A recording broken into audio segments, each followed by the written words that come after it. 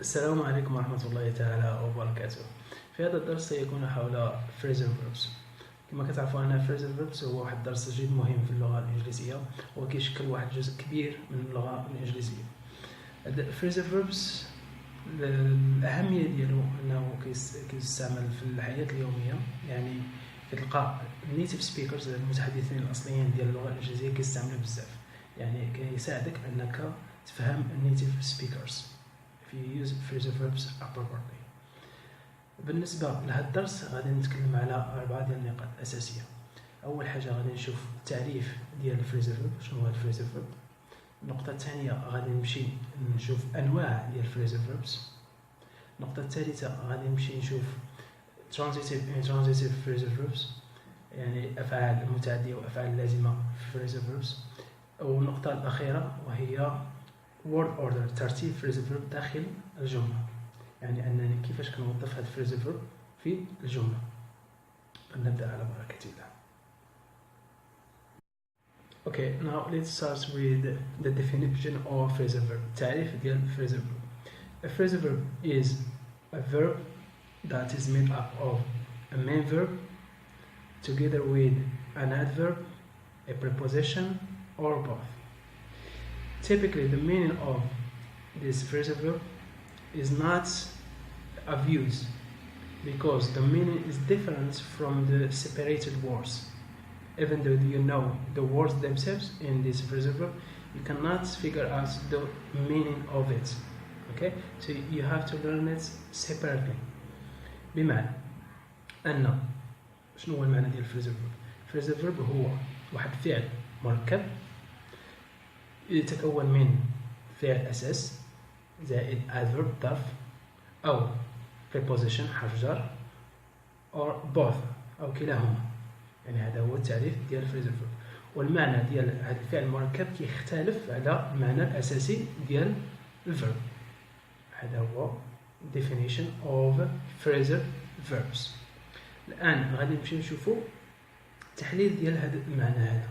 فين كنقول phrasal verb is made up of main verb فعل أساس زائد an adverb ظرف، يعني هذا عطانا النوع الأول. النوع الأول verb plus an adverb.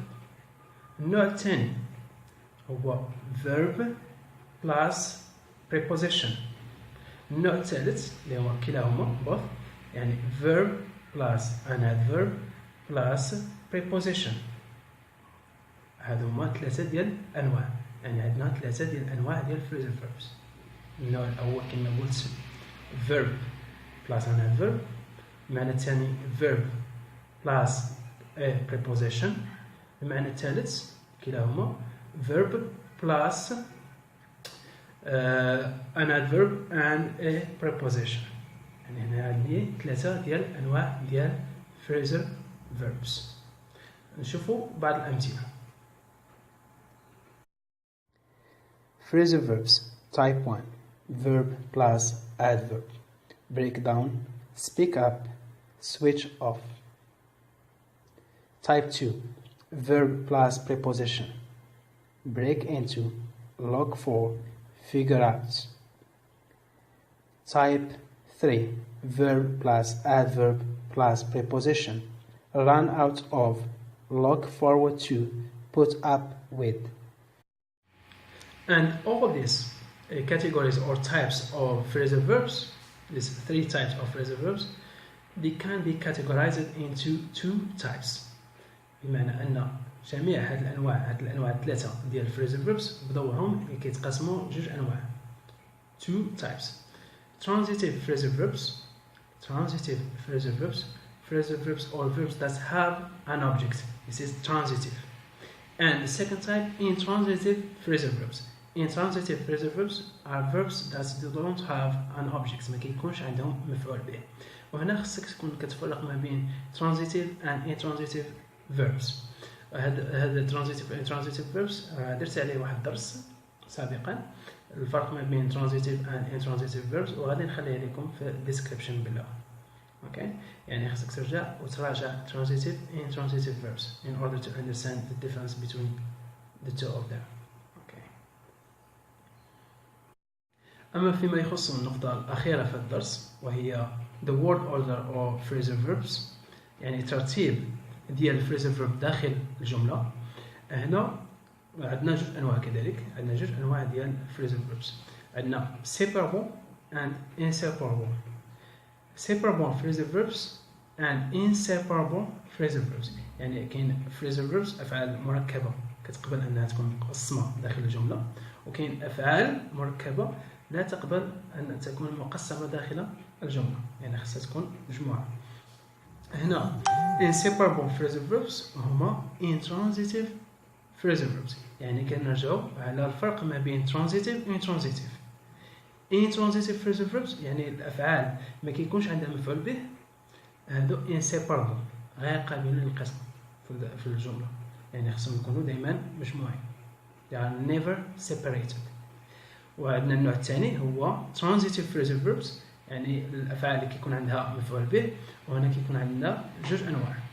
يعني كاين في حالة أن لو كان عندك الأوبجيكت مفعول به اسم، يعني مذكور اسم، هنا يعني يمكن لك تستعمل جوجهم صحاح، يعني تقسمهم ولا تخليهم مجموعين كيبقاو صحاحين، يعني استعمال ديال phrasal verb صحيح. أما في حالة أن الأوبجيكت مفعول به جا pronoun ضمير، هنا يعني خصو يكون ضروري separable، يعني خصو يكون متفرق، خصوش يكون مجموع. في حالة أن المفعول به جا ضمير ما يمكنش أنه يكون مجموع. Intransitive phrasal verbs are inseparable. My car broke down when I was traveling to Agadir. We can watch the match together if you come over after work. Transitive phrasal verbs.